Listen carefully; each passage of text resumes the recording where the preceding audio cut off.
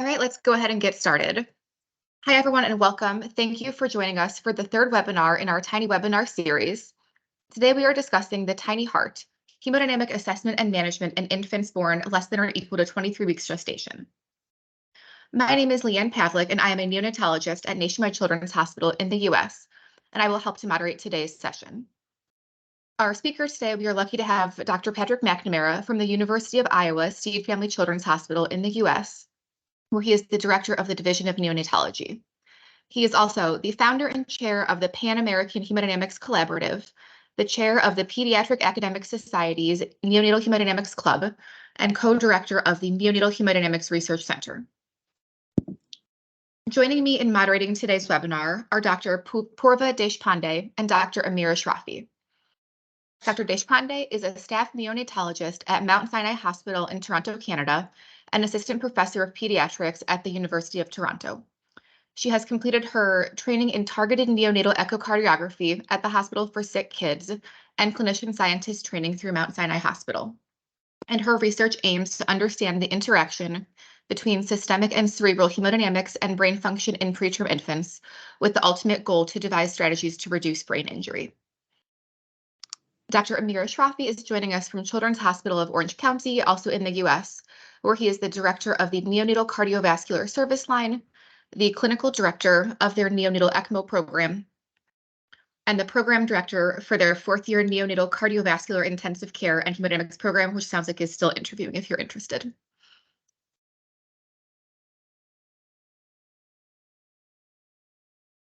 Quickly, here is the lineup for upcoming webinars that we have planned in this series. Following today's webinar, our next session will be in November of this year, focusing on early respiratory management. So please be on the lookout for emails with exact date and time for that session and how to sign up.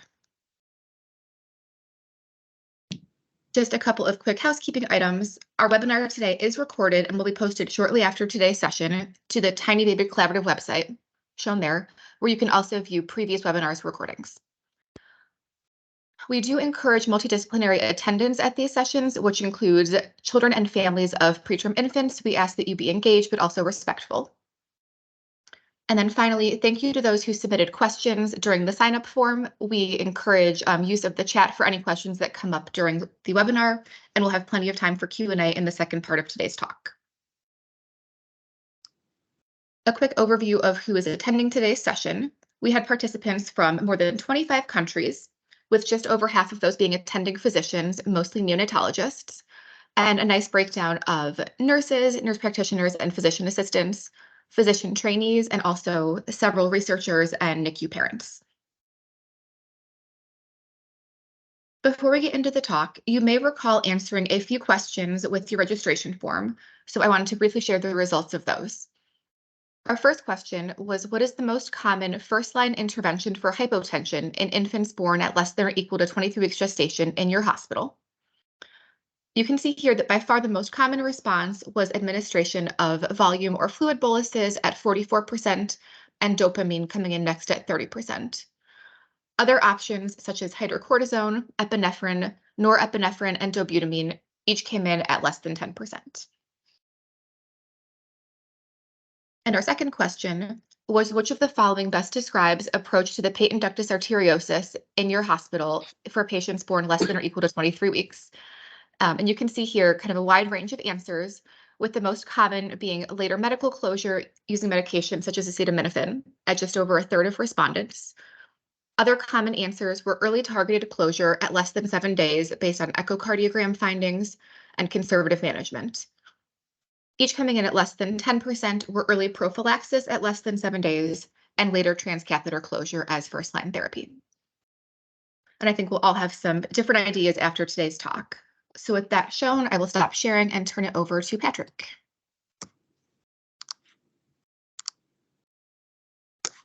Yeah, and can you let me know if you can see the slides? Yep, that looks perfect. Okay, wonderful.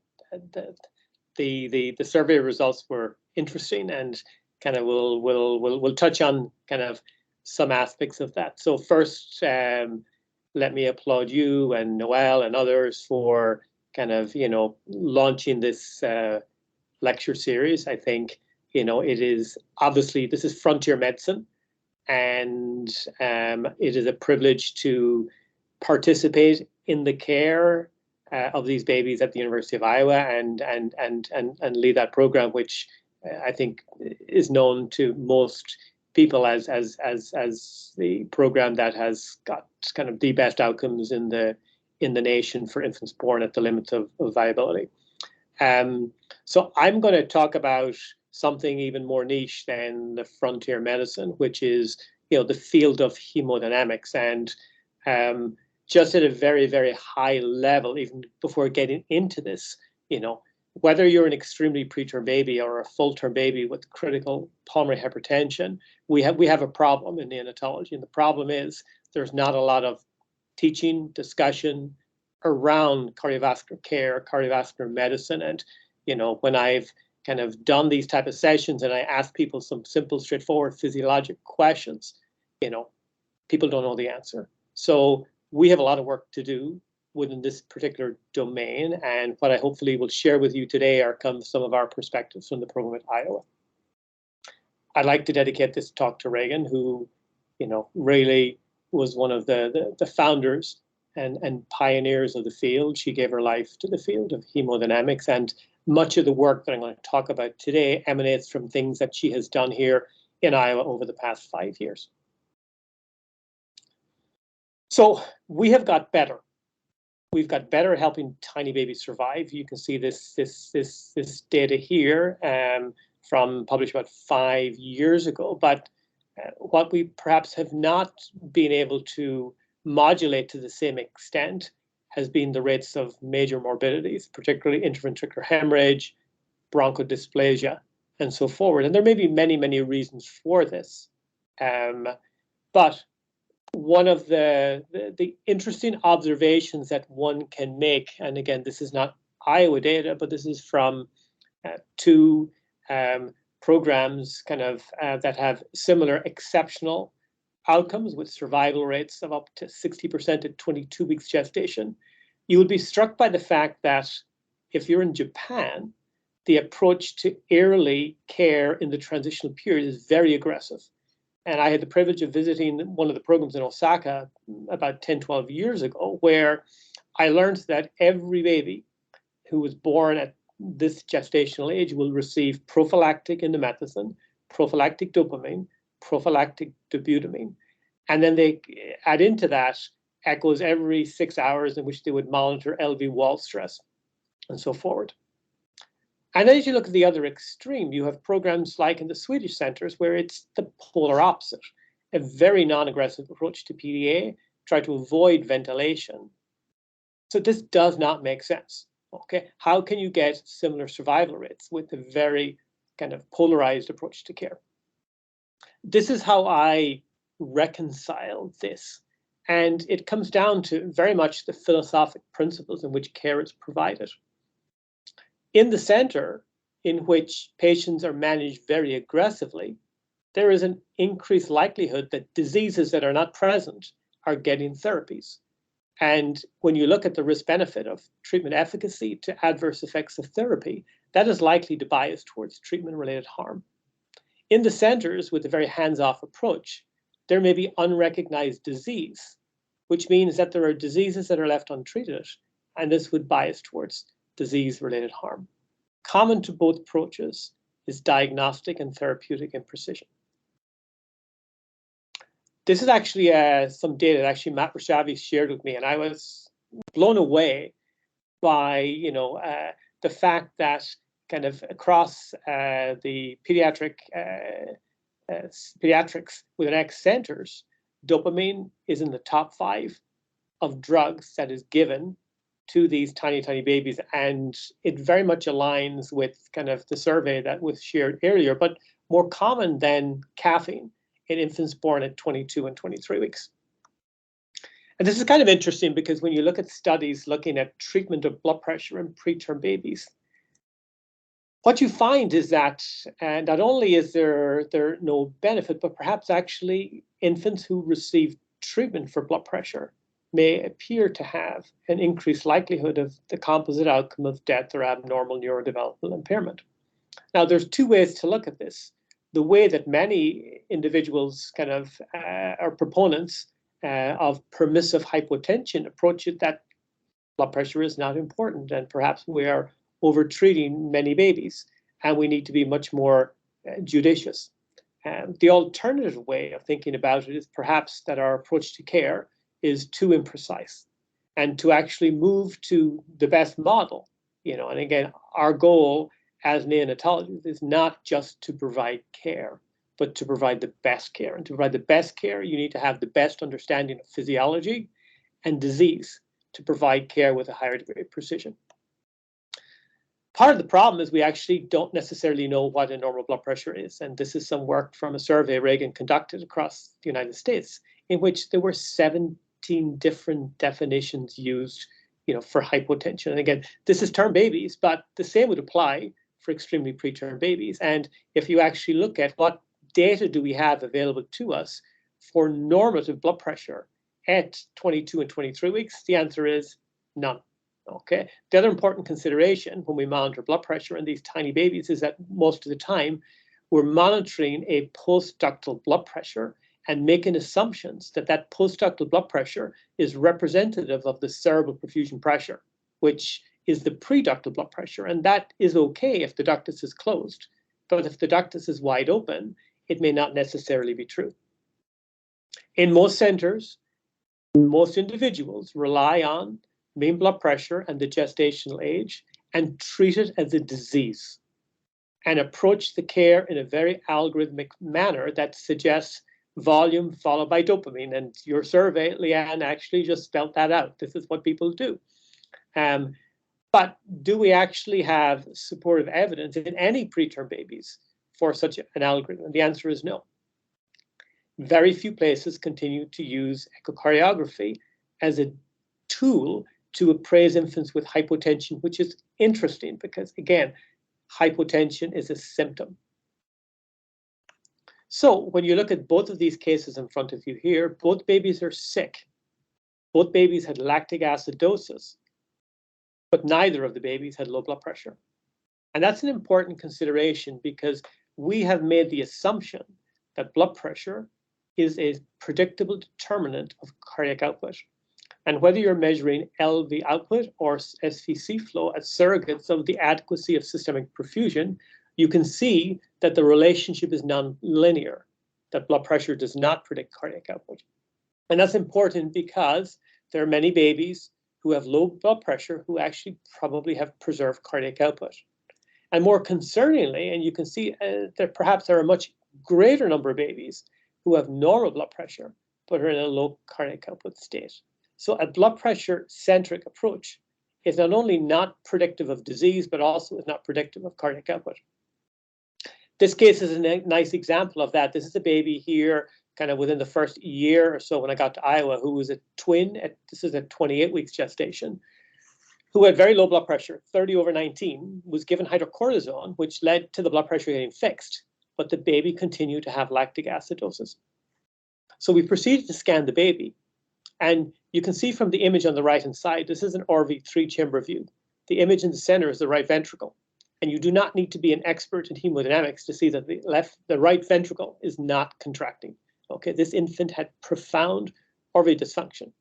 So we have a disconnect between blood pressure, and resolution of blood pressure is not indicative of pathophysiologic recovery. And herein lies the problem. If we're reliant on metrics that are not necessarily reliable, how can we provide the best care? So this infant was transitioned to a much more physiologically appropriate regime with afterload reduction and some epinephrine to support kind of RV contractility, and led to clinical improvement. So as you can see, it's complicated. It's even further complicated when you actually start to think about the determinants of cerebral perfusion, which are highly dynamic. We assume autoregulation is at play, but at the limits of viability, that may be less of the case. Yet our focus is just on one aspect. And we assume that we can prevent brain injury by a singular focus when there's variance not only in blood pressure, but cardiac output, vascular resistance, and so forth. It's much more complicated than we try to make it. Some evidence for this comes from the Alderstein study in Frank Van Bell's group, where they looked at neurodevelopmental outcomes of preterm infants and the relationship to hypotension. And what you can see is that compared to the controls, really there were no difference in any of these developmental outcomes at 2 years of age. But interestingly, low cerebral oxygenation in both groups seemed to be a better predictor than blood pressure, suggesting again that it's more than just blood pressure. I want to share this case, which I think is a very nice example of the day-to-day problems. And certainly we can provide care based on what we know, but a lot of the time we may not necessarily know what we don't know. And that's a real problem. This was an outborn 22-weeker who was brought to our unit. Didn't have a great start, kind of head entrapment, difficult intubation, was treated with normal saline and this time dobutamine for systolic hypotension. We've got our transport team to think about the components of blood pressure, not just focus on the mean. The respiratory status was pretty uneventful, but the infant on arrival was in poor condition, was anemic, and had lactic acidosis. There you can see his chest x-rays, pretty unremarkable. So if one is thinking about systolic blood pressure and we change the needle from looking at the mean to the subcomponents, you now need to start to think about blood pressure differently. At a very simple level, and this is one of Reagan's slides, one, the blood can't get into the left ventricle, an issue of pulmonary blood flow or restricted filling, such as the cardiomyopathies. There's intrinsic decreased ability of the heart to contract, or the blood can't get out because afterload is a problem. And this typically is best seen upon elimination of the placenta or after PDA ligation. The problem, as we have learned today, is that dopamine is our first-line drug for low blood pressure, and we assume that it has effects that are predictable. And this study here from kind of Zhang et al. Actually shows that it is perhaps not so predictable. Here you can see there are two groups. Group A on the left-hand side had an increase in blood pressure, which was associated with an increase in cardiac output, so this would be desirable. Group B had an even greater increase in blood pressure, so a much more potent vasoconstricting effect with a reduction in cardiac output. And whilst you may be very happy, you can go to bed, the blood pressure is better, but you may actually be harming the baby. What was most interesting was the mean dose of dopamine was actually lower in this group here, suggesting that even low doses, you may have very potent vasoconstriction. So again, if we're trying to optimize end organ perfusion, recovery of blood pressure with a non-specific vasopressor like dopamine may not necessarily always help you.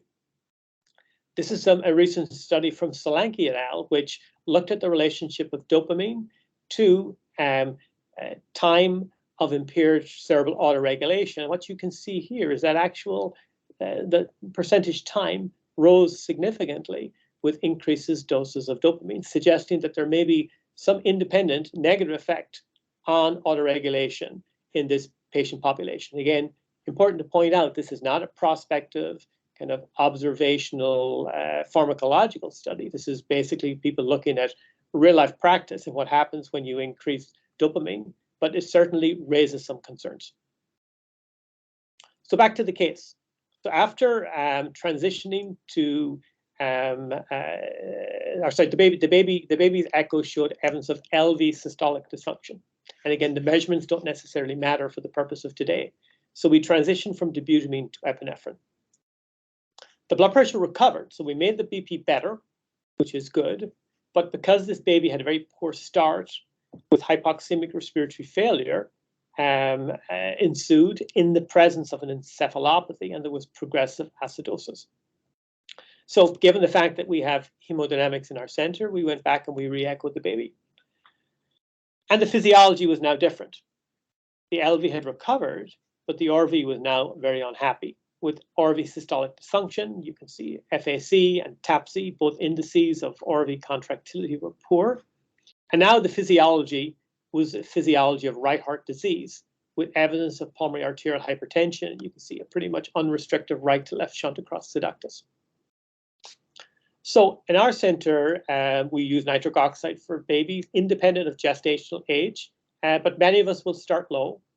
And the rationale for starting low is based on our experience that many of these tiny babies do respond very quickly to nitric oxide, and the physiology may change again.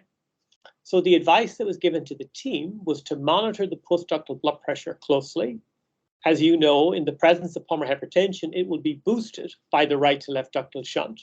But if the PDA or PVR drops radically, which may happen, you may end up with a drop in the postductal blood pressure, which is exclusively driven by changes in pulmonary vascular resistance, which may prompt the need to wean nitric oxide.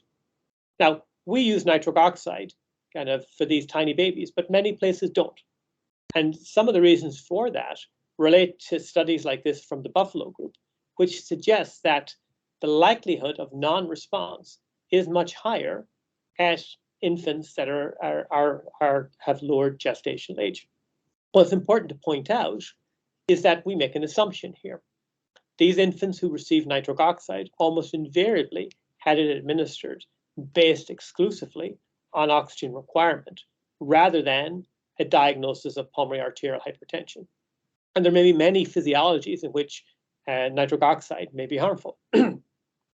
So this prompted us to look at our cohort in Toronto. This was published about 5 years ago or so. And what we identified was that if you had a diagnosis of pulmonary hypertension on echo, independent of your gestational age, the likelihood of response based on an improvement in the efficacy of oxygenation was higher, with an odds ratio of 8 if the echo was done pre-nitric oxide. Also, in the early gestational age, in the first 3 postnatal days, the likelihood of response was also higher, suggesting that tiny babies can respond to nitric oxide if you get the diagnosis correct. We looked at this in a cohort of infants here at the University of Iowa, and again confirmed that the response rate as an acute vasodilator in infants born under 26 weeks gestation age was as good as term infants. But interestingly, we identified that 13% had a negative response, which we suspect related to the fact that these babies did not have pulmonary arterial hypertension, but may have had something else like PDA physiology. So getting the disease right is important. So what happened to this baby? The baby responded incredibly well, weaned to room air within 30 minutes, developed hypotension within the next hour, which prompted weaning of the nitric oxide, which you can see led to a recovery of blood pressure postductally. So we went back and re-echoed, and now we're at 6 hours, and the physiology has changed again. Large PDA with a high volume left to right shunt, already with evidence of holodiastolic flow reversal in the arch, and QPQS of 2 to 1. So what does this tell us? It tells us that these tiny babies may undergo multiple different physiologies in a very short period of time, and that the immature pulmonary vascular bed may be very vasoresponsive. And the recognition that the physiology changes quickly is important. If you assumed that the issues that the baby had at the beginning all related to LV disease, you would have missed pulmonary hypertension. If you didn't recognize that pulmonary hypertension can change very quickly, you would miss this finding of PDA physiology. So this serves to the importance of moving beyond what I describe as symptom-based approach. Symptoms may have specific therapies, but when you think of symptoms in constellation, this combination of poor perfusion, hypotension, hypoxia, and acidosis could be any of these diseases. And if you don't have the right information, it is impossible to provide precision-based care. So how do we move beyond the status quo? Well, one, recognizing that physiology is important, is complex and dynamic. And secondly, perhaps a lot of the reasons why hypotension has not borne out as a disease process that can modulate outcomes relates to diagnostic and therapeutic imprecision. I don't make any excuse for sharing these next 3 slides, which I think are fundamentally important. There's no way you can dumb it down. Okay, if we want to provide the best care, it's important to recognize we as neonatologists are intensivists. Okay, and to be intensivist, you need to think like intensivists, which is that to optimize cellular metabolism, whether you're 22 weeks or full term, it's the balance of oxygen delivery and consumption, which is influenced by hemoglobin, the adequacy of lung recruitment, and the determinants of cardiac output. It's also influenced by the modulator of oxygen consumption as well. The immature heart is different to you and I. It's got a lot less muscle, and the more immature you are, the greater the likelihood that you have a myocardium that is poorly tolerant of changes in loading conditions. If you look at the Frank-Starling law, what you can see is that the newborn is very different to the adult, that across a broad range of blood pressures, there is very little benefit to increasing contractility or output. It's only if you go to a low filling pressure, so patients that have true volume loss, which may occur in tiny babies due to kind of high insensible losses, or if there's kind of a loss of blood and so forth, then you may have a relationship that is much more meaningful. More importantly is the relationship to afterload. This is the stress velocity relationship, which is just like when you go to the gym, you bench press or you squat. It's the load you put on the muscle. And what you can see here is that the neonate, okay, has a very different relationship to the adult. It's much steeper, which basically means that as afterload increases, the likelihood of a greater reduction in contractility is higher. This may be even more significant for the right ventricle than for the left ventricle. We actually have little to no normative data for the infants born at 22 and 23 weeks, but one would speculate, because of the intrinsic properties of the myocardium, that this relationship is likely to be at greater play. This is very important in the postnatal transition, in the presence of acute or chronic pulmonary hypertension, and after major changes in loading conditions, such as after PDA closure. So this takes us to Iowa. And again, I don't need to belabor the point that compared to the Vermont-Oxford network, survival at Iowa surpasses all across gestational age the other 700 plus sites that constitute the Vermont-Oxford network. But our desire is to continue to get better. And from the Watkins paper, there were still many babies who developed severe IVH, a not insignificant instance of NEC, and a fairly high rate of surgical PD ligation. I'm not going to go into the details of the approach to extreme preterm care in Iowa, except that there are certain philosophies that are important. One, 22-weekers are not like older preterm babies. They require a unique focus. We cohort these babies in our neonatal critical care unit, where they have one-to-one nursing for the first 2 weeks. We don't believe that early extubation is the way to manage these babies. So John will talk more about this in the next session. But all across the board, precision, whether it's fluid balance, nutrition, respiratory care, were already key elements of the Iowa approach. What was missing was hemodynamic precision. So we now have we have 5 faculty. It would have been 6 if Reagan was still with us here at the University of Iowa. We perform more than 2,000 consults per year in the program, and we have a 1-year fellowship. When I got to Iowa in 2018, the question that I asked was, why do we wait for these tiny babies to get sick? Knowing the fact that blood pressure is a poor predictor of disease, are there vulnerable populations that require a more precise approach to care? And what is the role of the ductus in the early transitional period? This is really important because this is some work from Jan Milton in Dublin, which highlights that the derangement of hemodynamics in the early transitional period was associated with a higher likelihood of adverse outcome.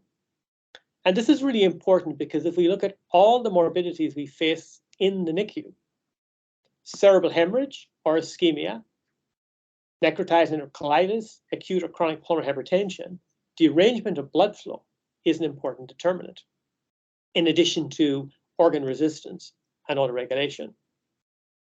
We've known for a long time that the presence of a large PDA early on is associated with a increased likelihood of associated mortality or grade 3/4 IVH. Is an association or is it cause and effect? That we do not know. If one wanted to identify big shunts earlier, it's important to recognize that the clinical signs of altered QPQS are non-specific. There are many things that can make your ventilation get worse. There are many things that can drop your blood pressure. So these signs are imprecise. This has prompted some programs. This is from Jean-Christophe Rosé in Europe, in which he actually looked at the French centers and actually found that sites that screened and treated early had lower mortality.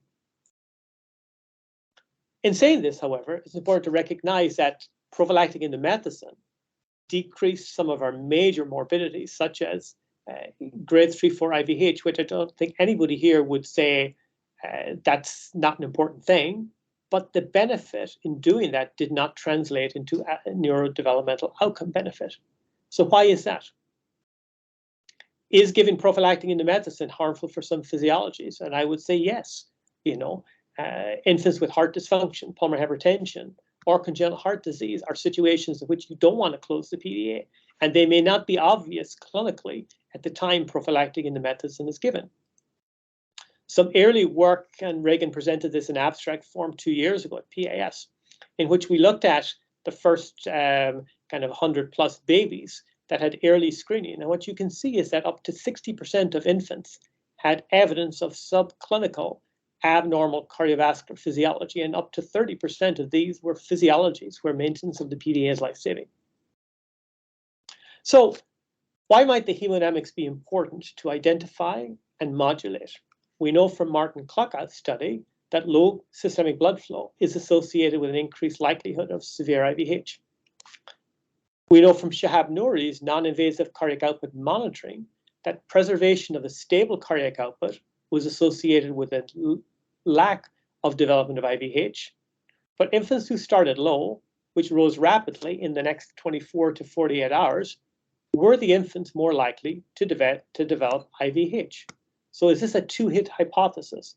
Well, it's very plausible that changing flow across the ductus may be an important determinant of this risk, given the fact that as pulmonary vascular resistance falls, the increase in left to right shunting across the duct will boost pulmonary blood flow, but also will boost left heart filling and cardiac output.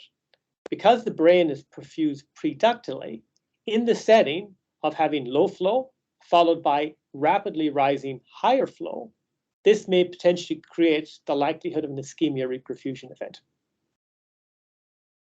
This is kind of interesting because when you look at some of the early trials of high frequency and inhaled nitric oxide, both therapies, which will decrease PVR, both were associated with an increased likelihood of intraventricular hemorrhage. So is changing pulmonary vascular resistance, is that one of the keys in the presence of a PDA as to why IVH may occur?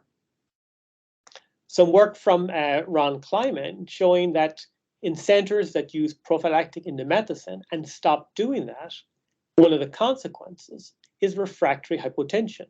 And when they looked at the determinants of refractory hypotension, the presence of a large PDA was the strongest predictor. This prompted people like Martin Kluckout to look at, in a randomized trial manner, the impact of early therapy. Unfortunately, this study was underpowered because they ran out of endomethacin in Australia, but there were still some interesting observations. Lower pulmonary hemorrhage, which I think is a good thing. Pulmonary hemorrhage is commonly associated with both death and significant intraventricular hemorrhage. But for me, the interesting thing was that although small in number, the rate of severe IVH was threefold lower in the endomethacin treated group.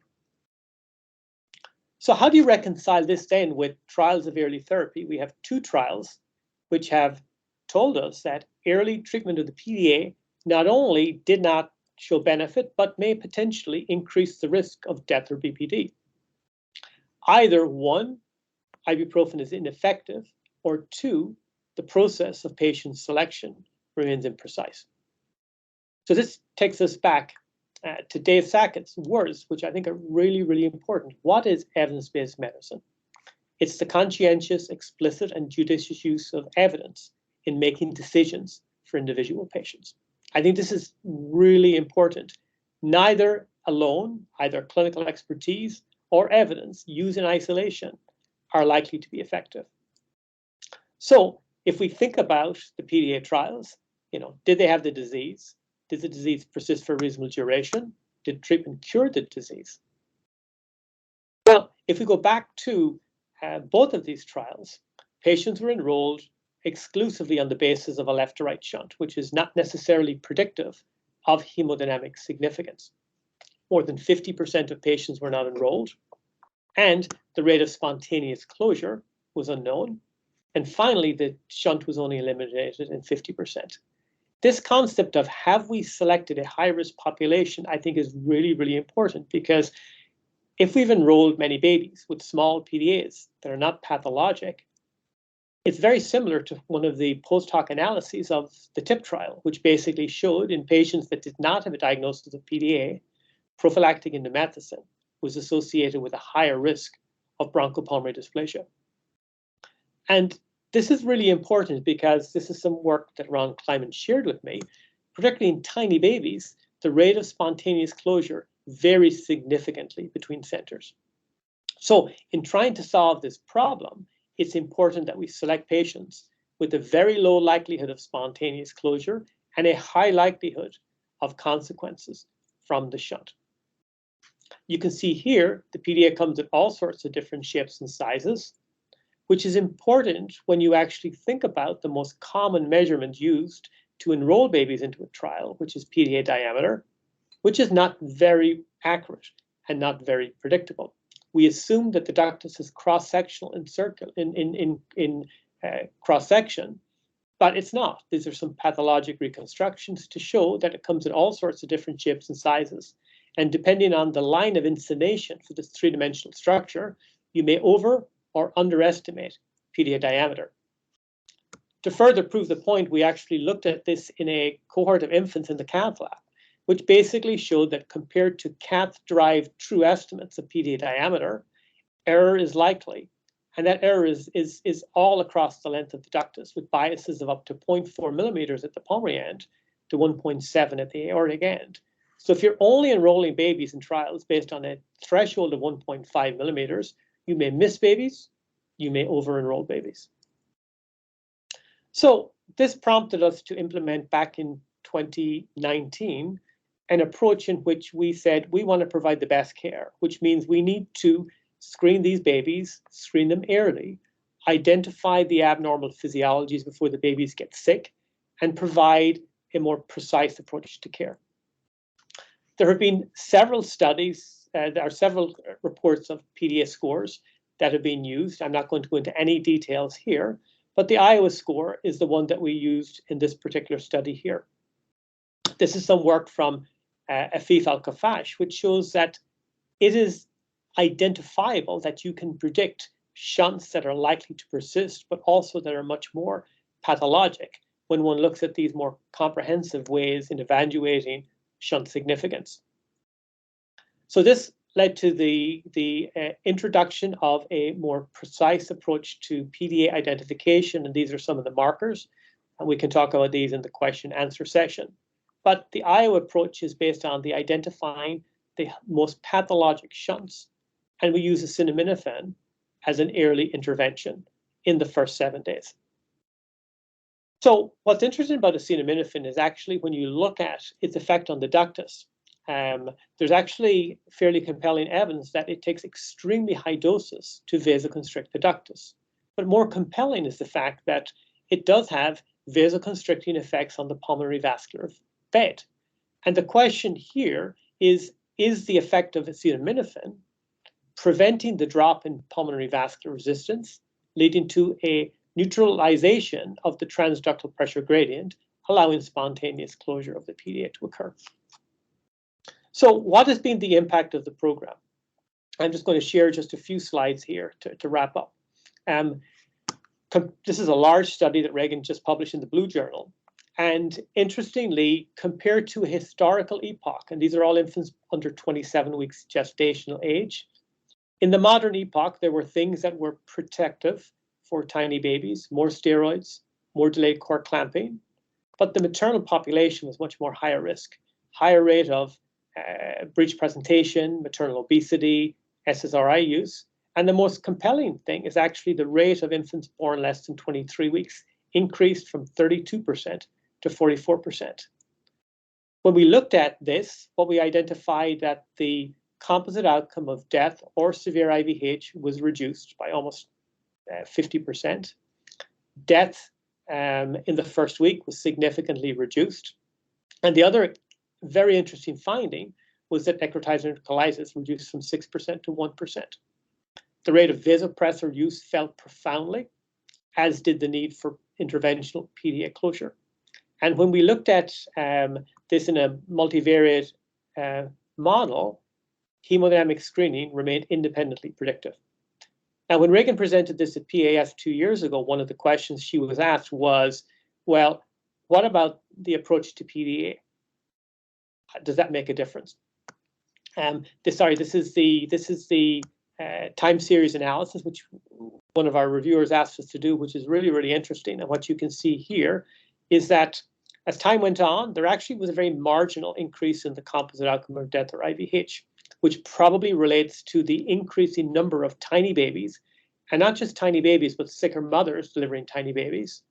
But from 2018, you can see a fairly significant reduction, which appears to coincide with the introduction of screening. We've talked about this. So what about the approach to PDA? And there was a fairly significant change prior to 2018. There was really no intervention in the first 7 days. It was very much based on similar criteria used in the Benedictus and Baby Oscar trial. Endomethacin and PDA surgery was the approach. So again, the maternal characteristic is very, very similar. I'm not going to get into details here. But when we looked at the impact of early targeted PDA therapy, the biggest benefit was in the 22 to 23 week population. The primary outcome was death or severe BPD, which we chose for this because of its importance to prolonged PDA shunting. You can see as a twofold reduction in this composite outcome. IVH again was significantly reduced. And again, necrotizing colitis, fairly significant reduction. There were some benefits seen in the 24 to 26 weeks population, but the primary outcome didn't change. IVH did fall, but the benefits seemed to be less above 24 weeks gestation than it was for under 23 weeks, under 24 weeks. This is the data on the multivariate model, which again shows hemodynamic screening with early PDA therapy does seem to have an independent beneficial effect after adjustment for all the other covariates. So to wrap up, I hope I've given you some things to think about. I think if we are to provide the best care, we need to move beyond the superficial look from the outside. The analogy I like to say to people is when you go to your mechanic with your car that's not working well, and that's overheating or the engine is stalling, you don't expect the mechanic to diagnose the problem by looking from the outside. We expect them, one, to be the best person, two, to lift the hood and to find out with precision what exactly is wrong with your car and fix what is wrong, not some educated guess. I believe standardization of care, having a close collaboration between all elements of our specialty teams is one of our major elements of success. But there are things that are missing. We don't have great normative data. We need to do that. But I think at least we've demonstrated in a high-performing center that early screening does potentially show us a way and certainly needs to be borne out in similar studies in other centers. Thank you very, very much.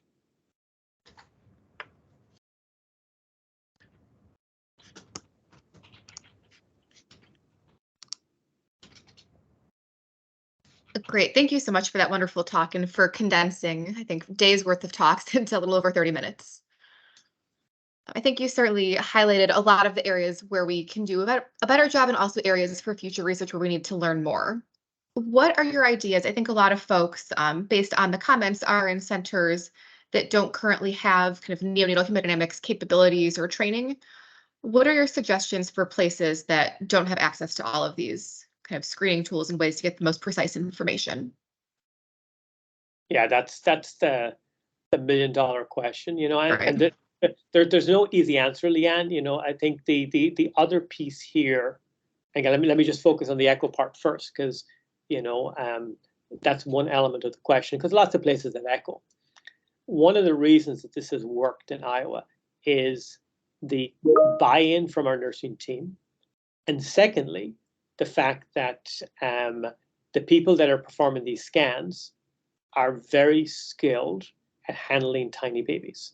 So if I'm going to call out Reagan, because I got to call her out. She, for me, was the best sonographer ever in tiny babies. She could scan and take 100 images in less than 10 minutes. Okay, that's needed for these tiny babies. If you're going to embark on early screening echo, it needs to be people that are highly skilled. Asking the echo tech to come and try to replicate that is impossible. There is no way. And again, that's not their fault. They're scanning a broad range of patients from 400 grams to 300 pounds, to try to replicate that model can only be solved in a model of which you've got either one kind of hemodynamics faculty who have got this expertise, or you've got echo techs specific to the NICU that have been kind of trained to do this in a very, very limited manner. Now, in saying all of this, the other piece that you won't see in the publication is the fact that by virtue exposing everybody to a lot of physiology and a lot of physiologic thinking, okay, all of our faculty and fellows and nurses and everyone, their knowledge of understanding has changed. Their understanding of blood pressure, what are the thresholds of systolic and diastolic to watch out for. Their understanding of if you give a drug and you're increasing the drug and the drug is not working, why are you continuing the drug? Okay, this forget about hemodynamics. I think that look in the mirror. If you've done something and it's not working, why would you continue that therapy? Because you're guaranteeing exposure to adverse effects without any benefit. Those simple concepts have been anointed, and those are things that I think can change in other centers. I think moving the echo aside for a second, but getting people to think that blood pressure in the presence of a duct has got a pre and a post-ductal component, and they are not necessarily the same, okay? And your post-ductal blood pressure could be normal, but your pre-ductal blood pressure could be low because you've got pulmonary hypertension, okay? And the cerebral perfusion pressure is compromised, and vice versa with left to right shunts. Secondly, thinking about systolic blood pressure, which tells you about cardiac output, and theoretically pulmonary blood flow, heart dysfunction, is very different to thinking about diastolic blood pressure, which is telling you about systemic vascular resistance and potentially volume status. Just moving the needle to selecting drugs in a more intelligent, physiologic manner, I think that can only help. The problem, and this is where unfortunately echo always will come back, is people are afraid that they've got the wrong diagnosis, okay, and they're afraid that they're missing something. And I think a day is going to come that echo and hemodynamics will be standard of care. It is across Canada. US is a lot bigger, and we've got a lot more work to do in the United States to do that. But there are a lot more centers in the US now with hemodynamics than there were in 2017. So that path is growing. Does that help answer the question a little bit, Leanne? I know it's a bit wishy-washy, and but that's the best I can do at the moment. Yeah, so I think it does. I think a lot of great principles to follow in patient care in general, let alone just these patients. Thank you. Yeah, just go back to the 2 slides, physiology. Afterload is a major player, okay? The preterm heart does not like afterload. So you can never come up with a situation where massive doses of vasopressors is going to be liked. And secondly, volume. You're going to get no benefit from a massive volume approach. Can I jump in here real quick? Yes, please. Leanne's much nicer than I am. That was kind of wishy-washy, Patrick. Let's break it down. I am community Dr. Joe, okay? And I call cardiology because I have a patient who's unstable, and the report says mitral valve Z scores at appropriate level, coronaries have appropriate patterns, good biventricular function on qualitative assessment. That shouldn't be good enough. What specific questions do you advise us to ask the cardiologist? Say, wait a second, I appreciate your Z score on the mitral valve, but what I really need to know is what should we ask specifically in places that don't have a hemodynamic center? Yeah, that's a very political question, because you've just taken me down into a certain kind of pathway, which is that for most places and most centers, nobody's getting the right information. Okay, we already know that subjective assessment of heart function outside of severe is highly unreliable, and there's no way of getting around the fact that if we are to do better, we need to have one quantitative measures of heart function. And I think that is something, for the right ventricle, always giving TAPSI, for the left ventricle, always giving an ejection fraction. If we could do that, we have moved forward to a certain extent. And the PDA, and the PDA one is, as you know from World Congress, that's an absolute quagmire because we're currently trying to, through pivotal, get standardization across centers. And that is not easy to get people who, as pediatric cardiologists, are not used to doing hemodynamic measurements, to do it in a very consistent and reliable manner. But we have to keep pushing. There are potential ways to do abbreviated kind of scores that might be possible, but in doing that, we also need to study that to make sure that they are reliable. The bottom line is, we have to lead this. Okay, our pediatric cardiologists, and I can tell you, they're all, for the most part, supportive in principles of what we're doing with hemodynamics. But as was mentioned by Evan Zahn, we need to say what's needed. Okay, and I think neonatologists need to go to their echo lab and say, this is what I need. The harder part is getting them to do it right. Okay, I'm not even going to answer that question. Well, so on the right ventricle TAPSI, on the left ventricle EF, and on the PDA, if we had one. If you've only one measurement to do, it's holodiastolic flow reversal in the postductal arch, but it needs to be in the right place and it needs to be holodiastolic. I'm worried that people are interpreting early diastolic flow reversal as a sign of hemodynamic significance, which it's not. It has to be holodiastolic. Patrick, great Yes. talk. So there's obviously a lot of interest in hypotension, and you've demonstrated beautifully why hypotension is not, should not be viewed upon as a disease entity, but a symptom, and how we need to perhaps look at, what could be the physiological causes that lead to hypotension. In this population of the 22, 23 weekers, in your experience in the first, the transitional period, what is the most commonest cause of hypotension? Because it looks like dopamine is kind of the universally the favorite drug of people to use, but what is truly the underlying cause of hypotension in these babies? Okay, that's a great question, Purva. You will have seen from our data that our rate of vasopressor use in 22 to 23 weeks is extremely low. Okay, there are very few babies that end up getting anything. The most common drug we use is dobutamine, and that's oftentimes driven by a little bit of heart dysfunction, RV or LV dysfunction. In our experience, based on our data, and also based on the data from the Sinai group, PDA is the most common association with hypotension, and that makes total sense because it's a postductal blood pressure you're looking at. Okay, and the left to right ductal shunt is going to compromise your postductal circulation more than it's going to compromise the preductal circulation. And if people are looking for ways to reassure them that that's right, look at the preductal blood pressure as well, and you will see that the systolic preductally is going to be a lot higher, in those patients, and that pulse pressure or pre-postductal pressure gradient can potentially be helpful in telling you that it's PDA. And this is really, really important because if PDA is the driver, which we believe it is for any of these tiny babies, you already have postductal, meaning end organ hypoperfusion.